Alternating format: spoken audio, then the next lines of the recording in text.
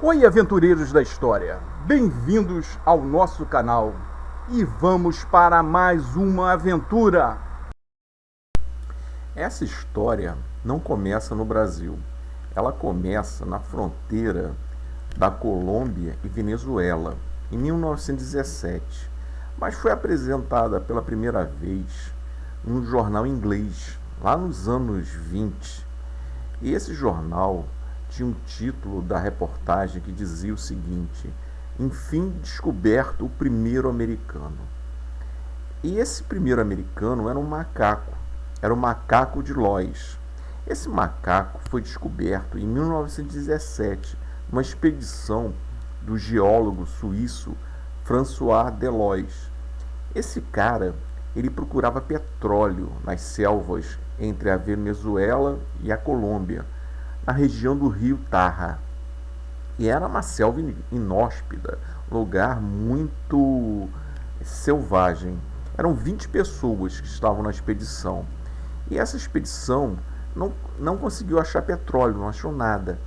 E eles acabaram sofrendo com febres da selva, índios hostis, a própria selva, malária. E um dia Lois afirma que foi atacado por dois macacos de 1,60 m mais ou menos de altura, sem cauda, eles não possuíam cauda e andavam de forma ereta. Os macacos sul-americanos, todos eles possuem cauda. Então ele ficou assim espantado com aquilo e a violência do ataque. Para poder se defender, eles atiraram, mataram um dos macacos, que era a fêmea, que ele diz que tinha mais ou menos 1,50 m, e o macho fugiu, que era o mais alto.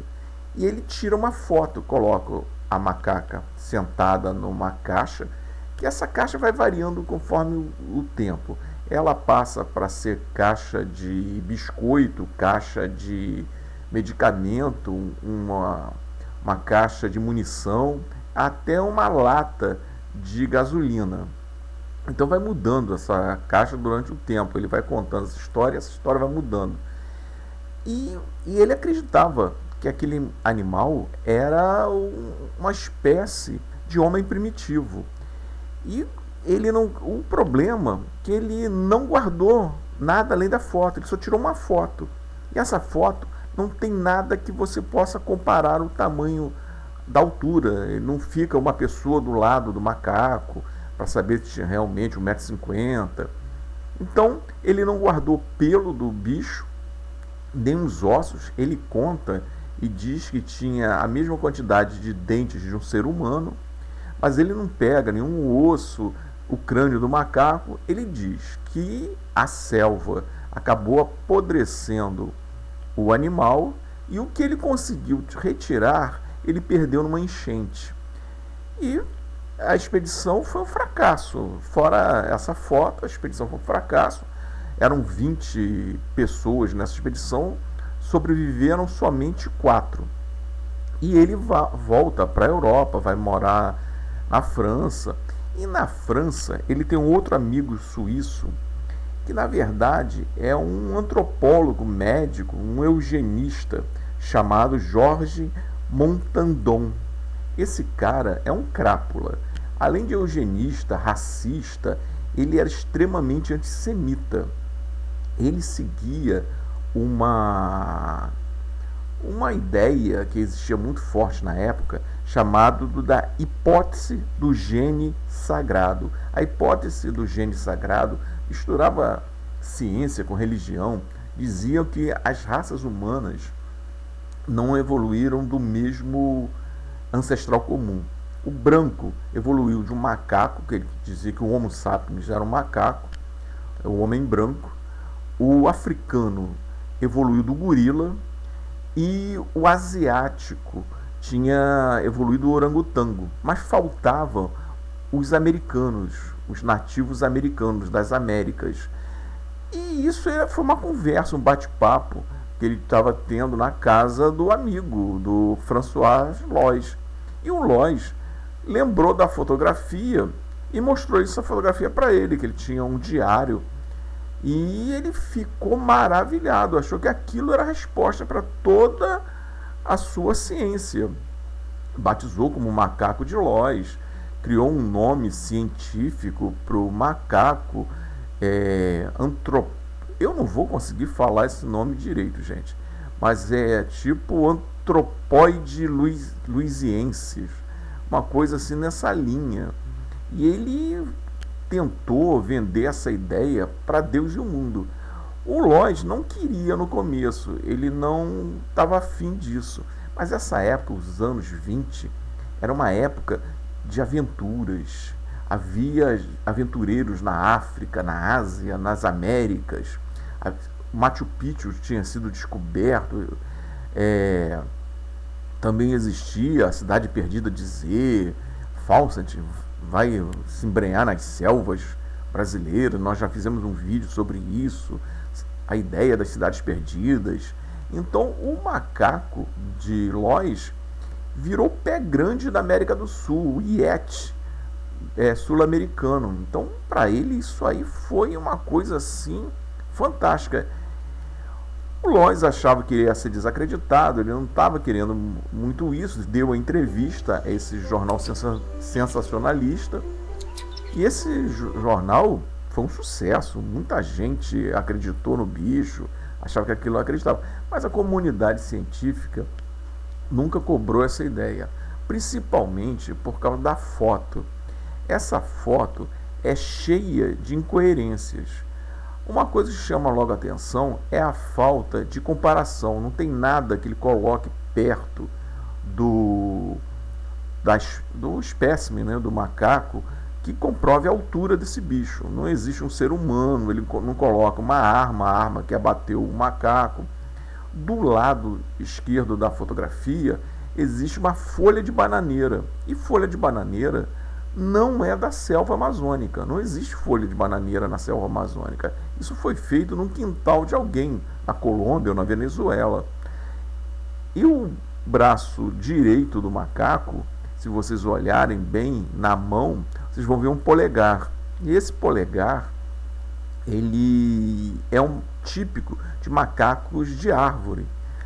E os cientistas, assim que olharam, principalmente um cientista inglês, que era um antropólogo inglês famoso na época, falou que aquilo não passava de um macaco-aranha, que você encontrava facilmente em qualquer lugar da Amazônia. Macaco-aranha, só que ele tinha uma cauda enorme, e ele provavelmente cortou a cauda ou escondeu a cauda atrás do caixote. E esse tamanho que aparenta o macaco é um efeito óptico, que é chamado de perspectiva forçada. Se força isso, é um efeito óptico muito usado no cinema. Eles colocam a câmera, antigamente naquela época chamava de contra-plongé, que era uma visão de baixo para cima que fazia a coisa pequena ficar alta. Então ele foi desacreditado, muita gente malhou essa foto, mas o Jorge Montandon, ele aproveitou essa foto para tudo. Ele era um racista, tanto que na Segunda Guerra Mundial ele escreveu um livro, Como Conhecer um Judeu. Esse livro era uma propaganda política contra os judeus, uma propaganda antissemita. Ele fazia parte dos nazis. E ele também fez um seminário, ele criou um seminário na França de Vichy, durante a Segunda Guerra Mundial. E esse seminário era para falar sobre a Gênese Sagrada, como identificar um judeu e como você identificar e entregar o judeu para a Gestapo. Em 1944, esse Jorge, ele foi, a gente não pode falar o nome agora mais isso, ele foi desvivido pela resistência francesa. A resistência francesa desviveu essa criatura abominável. E o François de Lois acabou virando chacota de forma internacional. Ele não queria isso, mas acabou virando chacota.